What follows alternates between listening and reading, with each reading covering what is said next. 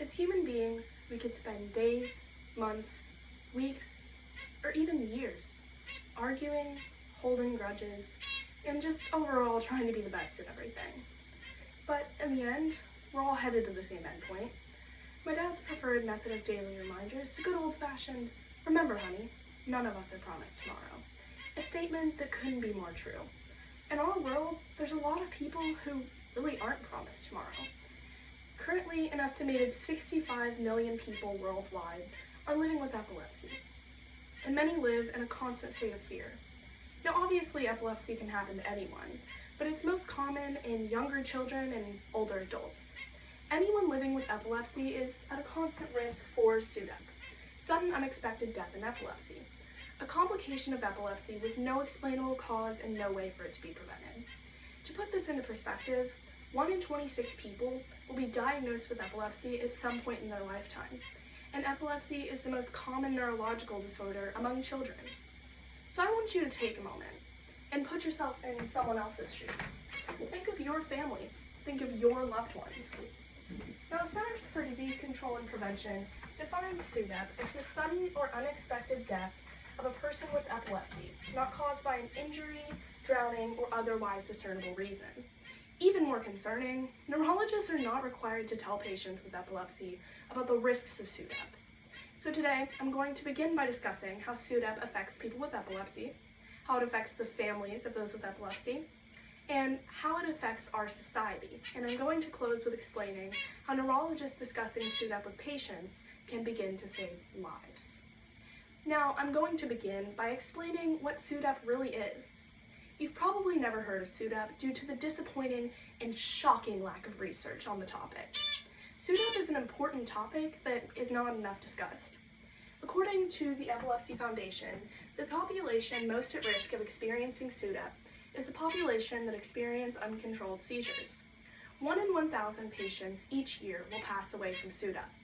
But the patients with uncontrolled seizures take this statistic down to 1 in 150. SUDEP is a dangerous issue that has been a personal fear of mine since the day I was diagnosed with epilepsy. Not because my neurologist decided to take 5 minutes and explain it to me, but because I Googled SUDEP and was only left with the terrifying results of the internet.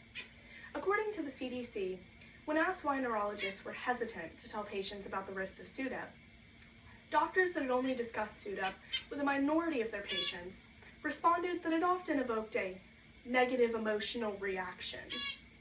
Is this the value that we put on a human life? Think of your loved ones. Is that the value that you put on their life? Now, if this is the care that's accessible in the US as a first world country, I can only imagine how epilepsy patients are being treated in third world countries.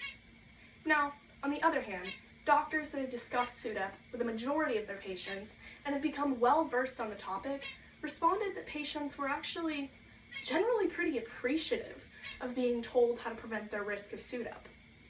Now, there's a plethora of myths that continue to exist surrounding epilepsy, and these myths need to be discussed because they often make many people with epilepsy uncomfortable to talk about their disease when they want or need support. Now, the sudden and unexpected loss of a loved one can leave families financially and emotionally devastated. I'm sure many of you listening think you've never heard of SUDEP, but I'm sure many of you may also remember the tragic passing of Cameron Boyce, the Disney Channel star who passed away in 2019. Well known for his role as Luke in Jessie and for his lead role in Descendants. A Boyce family spokesperson told ABC News that Cameron's tragic passing was due to the result of an ongoing battle with epilepsy. Yet, sudden unexpected death is still described by some doctors as a side effect of epilepsy, when it's so much more than just that. It's a lack of care and information by doctors, leaving their own patients, whom they are responsible for, in danger. There's not a lot of current research on what really causes SUDEP and what happens to the person with epilepsy as they are dying. People that have died from SUDEP, though, are often found lying face down, and it is described by the Epilepsy Foundation in saying, "The person with epilepsy is often found dead in bed." not appearing to have had a convulsive seizure. A terrible and emotionally devastating way to find one of your loved ones. This specifically hits close to home for me because of my story struggling with epilepsy. After being diagnosed in January of 2023, I was never informed about the risks of SUDEP or ways to prevent it by my neurologist, and I was in a near-death situation during my second grand mal seizure. Fast forward to 18 months later. I'm 18 months seizure-free. August 30th, 2024, I decided to attend a football game and take photos for my school's yearbook. After going home that night, I had another seizure. Now, I had had an EEG and been to my neurologist's office only a week prior, but my doctors had neglected to acknowledge my weight gain since being put on medication for my disease. And even though I had been to their office for a routine check-in and weigh-in, they didn't acknowledge these changes and make a change to my care plan. Now, this is not just the reality for me, but it's the reality for the 65 million across our country. Now I have to wait another 6 months before I will be able to take my permit test, and I'm now at a higher risk of experiencing SUDEP. There is a continuous failure by neurologists to acknowledge the risks of SUDEP, and if this continues, it is going to become a danger to epilepsy patients and to our society. Many have already lost loved ones to SUDEP, and we need to let epilepsy patients live a comfortable life with their diagnosis. Research has continually proven that proper care for epilepsy and lower spontaneous seizures can lower a patient's risk for SUDEP, as well as experiencing proper seizure first aid during a seizure. Now, seizure first aid has 6 simple steps. There's a need to take the time to raise awareness for epilepsy first aid and encourage neurologists to become better at informing their patients about SUDEP. While SUDEP cannot be prevented, patients who receive proper seizure first aid during an active seizure are at a lower risk. According to the Cure Epilepsy Foundation, it's important to discuss SUDEP with patients who are at risk because it allows the doctor to assess your personal risk factors. Now, the 6 steps to SUDEP seizure first aid are to stay with the person and time the active seizure that they're having. If it is over 3 minutes, call 911.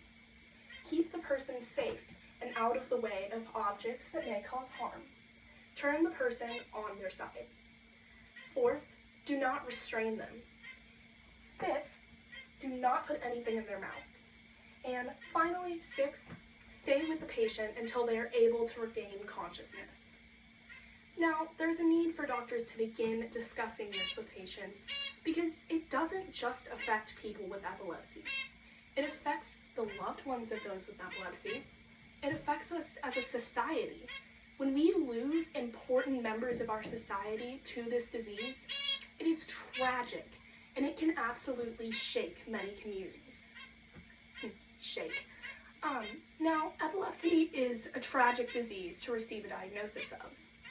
That's why it's important to be better prepared for those around you. And someone you love could receive this diagnosis and things could change for you in the blink of an eye. So it's important to not just think of how this may affect other people. It's important to begin to think of how it could one day affect you and become a part of your life. Now, SUDEP is a dangerous risk for many epilepsy patients to be at risk for. This can cause a death that may be unexpected for families and leave them with a terrible financial and emotional burden. These are the reasons why doctors need to begin to discuss SUDEP with their patients and why as a society we need to become better informed. Thank you.